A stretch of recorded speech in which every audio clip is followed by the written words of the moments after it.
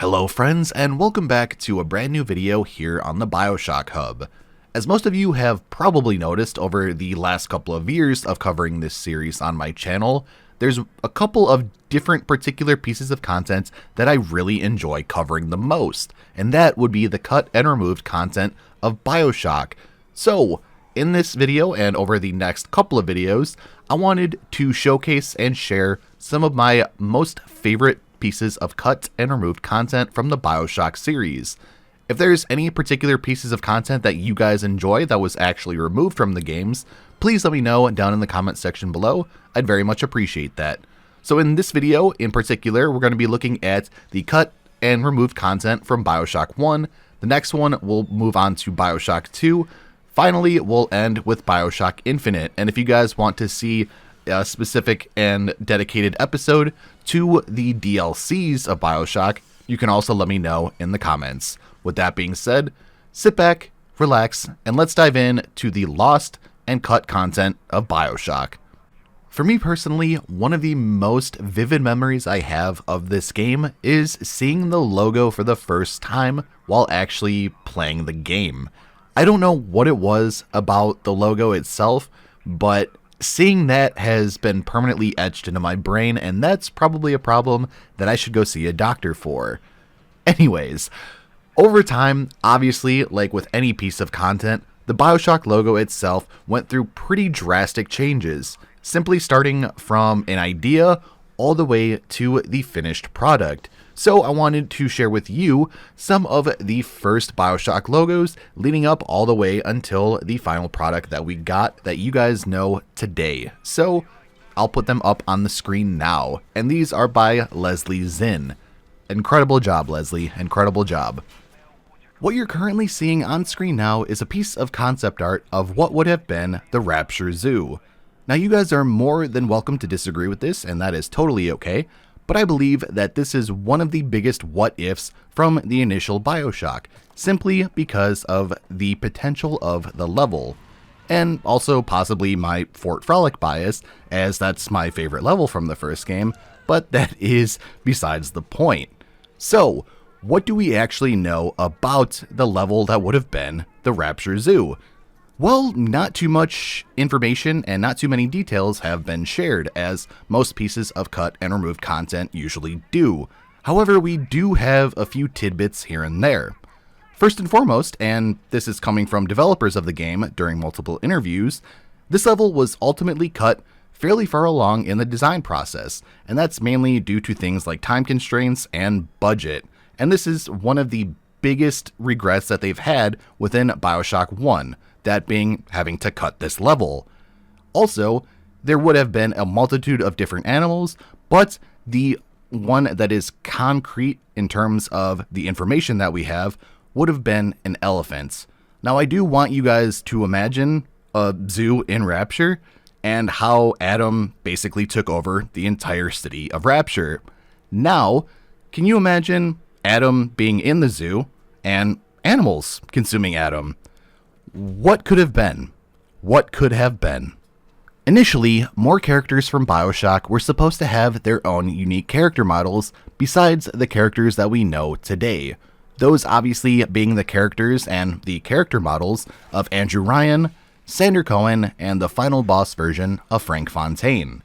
As you can see on the screen now, Brigid Tenenbaum was going to have her own unique character model as well. However, due to there being no room left in the budget to actually create this character model, this was ultimately cut, which is a huge shame. In the final version of the game, we end up getting a character model of her being a touched-up Lady Smith Splicer, normally kept in the shadows, that way you guys don't notice the actual model itself. However, there is a glitch that you can do to actually kill Tenenbaum to see her body, and if you guys want to check that out, I'll leave a video in the description or a card at the top right hand corner of the screen. Now here's my line of thinking in terms of character models from Bioshock that were cut. Who else was going to have a unique character model, but ultimately it ended up getting cut within the final version of the game, whether it was Bioshock, Bioshock 2, or Bioshock Infinite. A lot of information is kind of lost to time at this point unless someone comes out and talks about it, but I could imagine that other significant characters probably had their unique character models, or at least concept art for them, or an idea, and they were cut because of budget constraints or time constraints. It's a shame because obviously I love seeing what if sort of content, and I feel like we've lost a lot of that. When I think of the original Bioshock, 3 things stick out to me in particular. 1, the city of Rapture. 2, Big Daddies, which are essentially the poster child of Bioshock, along with the third being the Little Sisters. Again, the poster child of Bioshock. Well, let's talk about the original Little Sisters, or in this case, the original Gatherers. So, the fact that what we know today as the Little Sisters, the little girls, could have been drastically different is absolutely insane to me. First and foremost, the initial idea was for the actual sea slug itself to become the Gatherers. However, this idea didn't stick, and it was ultimately scrapped, and you'll see a couple of different slugs on screen now. There were a couple of different animals as well. For example, as you know, the frog with the funnel in its ass, and the dog in the wheelchair, and there's even more animals as well. On top of that, there's other creatures as well, and it just makes me think, what would have happened if one of these actually stuck with the game? Would the Gatherers have the same effect as the Little Sisters? Because I couldn't imagine going up to a sea slug itself, or going up to a dog in a wheelchair, and either rescuing or harvesting it. To me, that just seems super silly. Then ultimately, as they were implementing a more humanoid design, they went with one that was called the quote-unquote Oompa Loompa design, as you can see within the thumbnail of the video, or I'll put it up on the screen now. Then, obviously, we know we got the Little Sisters, and essentially, that's what we have today. I think they chose the right decision.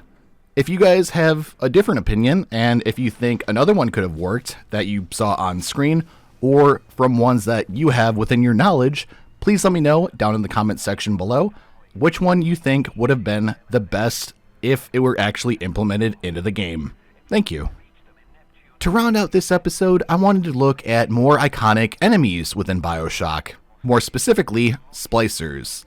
First up, we're going to be looking at the initial Baby Jane Splicer, and it seems like 2 Splicers were combined in one initially, so I wonder if this design was scrapped and they just ended up making 2 different designs. Obviously, you can tell with the hooks on her hands that was pretty much inspiration for the hooks that the spider splicers use. So I imagine that the 2 were separated and we got the models that we know today. Next up, we have other different splicer models, which were essentially just concept arts and ideas that ultimately didn't end up sticking. A lot of these have aquatic elements to them, like a splicer being infused with a fish or a jellyfish as well as a parasite of sorts. And there's just some really badass designs that they came up with that I could only imagine how fun they would have been to fight within Bioshock. Lastly, I wanted to showcase 3 of my personal favorites because, in my opinion, these look the most badass and they would have been absolutely terrifying to encounter within Rapture, especially walking down a dark corridor, then all of a sudden one of these busts through the wall or walks around the corner. That would have been insane and I would have absolutely loved it. And these, in my opinion, would have tied perfectly into the horror elements of Bioshock.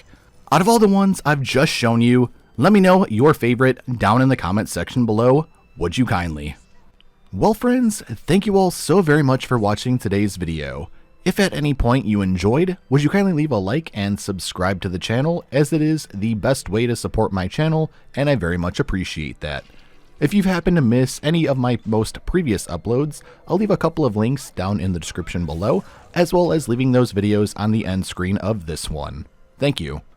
With that being said, if you guys want to stay up to date with me outside of YouTube, my social medias and everything else you'll need to know will be down in the description below, along with an invite to our community Discord server, which I would highly recommend that you join. It's totally free, and you can leave whenever you'd like. Also, again, thank you all so very much for watching today's video. I hope you can take care, stay safe, and with that being said, I will talk to you all in the next one.